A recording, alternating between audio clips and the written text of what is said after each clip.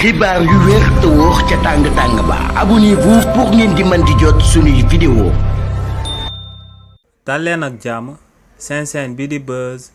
221 HD. kii di Barthélémy Dias di ako personnalité politique bu kenn dootu présenté ci réew mii di Sénégal di njiitalu parti politique bi ñu dippee Sénégal gi ñu bokk. démb ci journée de lancement de vente de carte membre bi mu daan amal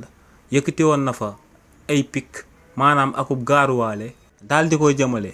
ci Khalifa Sall waaye tamit daal di koy jëmale ci Abass Fall mi nga xam ne moom moo ko daal di uutu ci bopp mairie ba ca Dakar. si li ni mel kii di Barthélémy Dias dafa daal di wax que ne këppkatu kees yi ak ñi nga xam ne ñoom ñooy comploter ci réewu Sénégal ñoom du wax ak ñoom te bés yàlla dina leen daal di àtteeg ñoom. kii di Barthélémy Dias nag bu waxee këppkati kees yi te désigné wul kenn directement xel yi day daal di dem ci Khalifa Sall mi nga xam ne dañ ko fay jiiñoon détournement de deniers publics maanaam dafa këppoon kees boo xam ne sénégalais yépp ñoom ñoo ko daal di bokk te li ni mel moom moo sababoon ñu téye woon ko fii daal di koy tëj ci kaso bi. waaye tamit bu waxee comploteurs yi xel yi day dem ci Abass Fall ndax kii di Barthélémy Dias dafa daal di jàpp que ne kii di Abass Fall dafa daal di complot moom ak ñenn ci opposition bi te li ni mel moom moo sabab mu daal di nekk maire bi nga xam ne moom moo ko daal di uutu ci bopp mairie ba ca Dakar. donc kookee di Barthélémy Dias ne Khalifa Sall ak kii di Abass Fall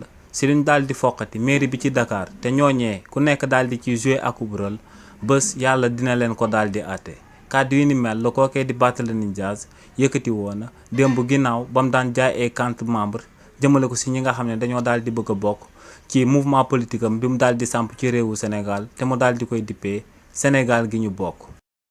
xibaar yu wér te wóor ca tàng ba abonnez-vous pour ngeen di mën di jot suñuy vidéo.